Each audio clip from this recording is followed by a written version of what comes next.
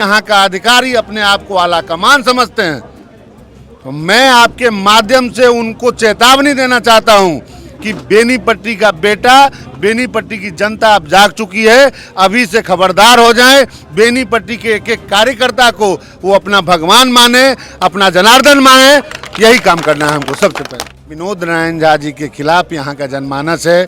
वो पीएचडी मंत्री होते हुए उनके रीजन में नल जल योजना हुआ, उससे बड़ा घोटाला मुझे लगता है कि बिहार में उससे बड़ा घोटाला अगर सही से जांच हो जाए तो उससे बड़ा घोटाला नहीं होगा। बेनीपट्टी के घर घर में कांग्रेस है, सिर्फ जरूरत है उसे सींचने का, उसको आगे बढ़ाने का। बेनीपट्टी के जनता को धन्यवाद देता हूं, स्वर्गीय योगेश्वर झा जी को नमन करता हूं और आपके माध्यम से यहाँ की जनता को, बेनीपट्टी विधानसभा की जनता को कहना चाहता हूं कि ये रूपन झा की जीत नहीं है, ये उनकी जीत है। उनका ही आशीर्वाद और दुआ के कारण आज मैं यहाँ तक पहुँचा हूँ और आप ही के माध्यम से मैं विश्वास भी दिलाना चाहता हूँ कि 24 घंटे में कभी भी इस बेटा की ज़रूरत पड़ेगी तो मैं वादा करता हूँ कि मैं एक बेटा होने की हैसियत से खरा उतरूंगा। दोस्तों अभी हम मौजूद हैं बेनीपट्टी कांग्रेस कार्यालय में। आपको पता होगा कि कांग्रेस ने बेनीपट्टी विधानसभा से नलिनी रंजन झा को टिकट दे दिया है। अभी वो सीधे पटना से कांग्रेस कार्यालय पहुंचे हैं। उससे पहले उन्होंने पूजा अर्चना की और सीधे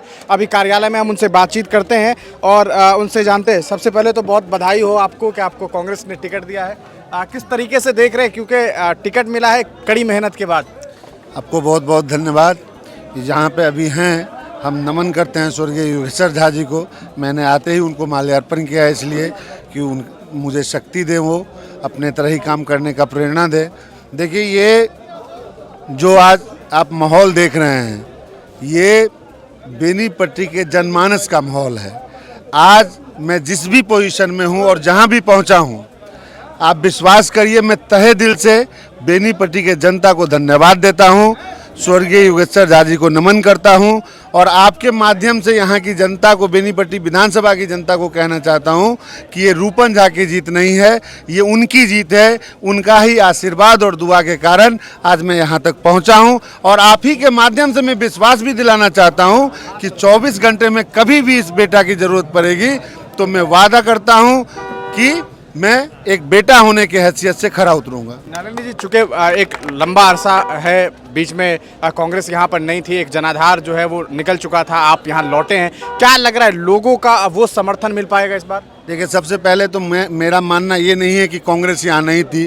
कांग्रेस बेनीपट्टी के रग रग में है। मैंने पहले भी कहा कि मैंने आते स्वर्गीय योगेश्वर झा जी को नमन किया और उनको माला दिया। मैंने दुआ किया कि उनकी प्रेरणा मुझे कुछ मिल पाए, शक्ति मिल पाए। आप जहाँ पे खड़े हैं, यहाँ के रग रग में कांग्रेस है, बेनीपट्टी के घर घर में कांग्रेस है। सिर्फ ज़रूरत है उसे सींचने का, उसको आगे बढ़ाने का। विनोद नारायण झा जी यहाँ से माननीय सदस्य हैं। इस बार ये संभावनाएं थी कि शायद उनकी टिकट कट सकती है, ये बात बीजेपी भी जानती थी।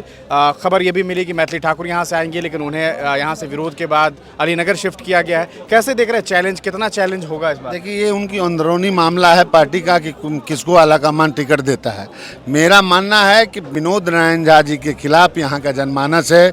वो पीएचडी मंत्री होते हुए उनके रीजन में नल जल योजना हुआ, उससे बड़ा घोटाला मुझे लगता है कि बिहार में उससे बड़ा घोटाला अगर सही से जांच हो जाए तो उससे बड़ा घोटाला नहीं होगा। यहाँ एक भी सड़क दुरुस्त नहीं है, एक भी नाला दुरुस्त नहीं है। 20 साल के शासन में यहाँ पे शिक्षा में सुधार नहीं हो पाया। इसीलिए हम आपसे वादा करते हैं कि यहाँ पे मेरा जो प्राथमिकता होगा सबसे पहले जीतने के बाद, कि यहाँ पे जो शिक्षा में सुधार आए, नली नाला जो है, सड़क जो है, बिजली की जो व्यवस्था है वो पूरा हो और जनता का विश्वास जीतें। किस तरह से लगता है आपको कि चूँकि काम की बात कर रहे हैं आप, 4-5 वो अहम काम जो आपको लगता है कि चूँकि आपने एक प्राथमिकता गिनाई है, कौन सा 5 काम आप चाहेंगे कि पहले कैबिनेट में करवाने की कोशिश करेंगे अगर आप विधायक बनते हैं? देखिए, मिथिलांचल का जो गढ़ है, जहाँ हम लोग खड़ा हैं बेनीपट्टी की धरती पर कांग्रेस कार्यालय में, एक समय था कि मिथिला में पान, माछ और मकान, इसको लेकर के पूरे देश में जाना जाता था। आज हमारी हालत यह है कि बेनीपट्टी की धरती पर बंगाल से मछली आता है। तो मेरा सबसे पहला जो प्राथमिकता है वो मत्स्य में मछली पालन में जो यहाँ ज़्यादा से ज़्यादा रोज़गार उसके माध्यम से मिले, यहाँ के किसानों को ज़्यादा से ज़्यादा बल मिल पाए। वो मखान का जो मैंने आपको कहा कि मखान ज़्यादा से ज़्यादा लोग कैसे कर पाएंगे, इसकी प्राथमिकता रहेगी। उसके बाद जो सबसे प्रमुख चीज़ है बिजली, सड़क, नाला निर्माण, उसकी प्राथमिकता रहेगी। शिक्षा का मैंने पहले ही कहा कि निम्न स्तर है, उसमें कैसे सुधार होगा, ये प्राथमिकता होगी। और जो सबसे अहम भूमिका है कि बेनीपट्टी की धरती बेनीपट्टी की सपूत से विलीन हो गया था, जिसके कारण यहाँ का अधिकारी अपने आप को आला कमान समझते हैं। तो मैं आपके माध्यम से उनको चेतावनी देना चाहता हूँ कि बेनीपट्टी का बेटा, बेनीपट्टी की जनता अब जाग चुकी है। अभी से खबरदार हो जाएं। बेनीपट्टी के एक एक कार्यकर्ता को वो अपना भगवान माने, अपना जनार्दन माने।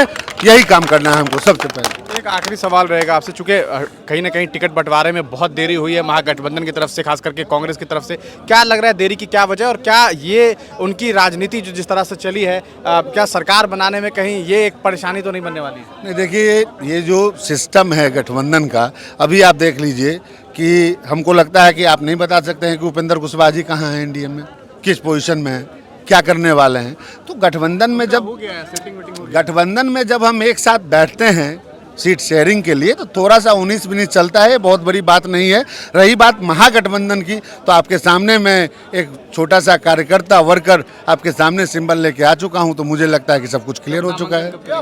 ये तो हम यहाँ की जो आवाम है, यहाँ की जो कार्यकर्ता है, यहाँ की जो युवा हैं, आप जो जिसको देख रहे हैं, सब मालिक वही हैं हमारे। मैं उनसे बैठ के बात कर लेता हूं और सही समय पर आपको खबर हो जाएगी कि हम कब नॉमिनेशन कर रहे हैं और हमारी अगली कदम क्या है। बहुत बहुत धन्यवाद।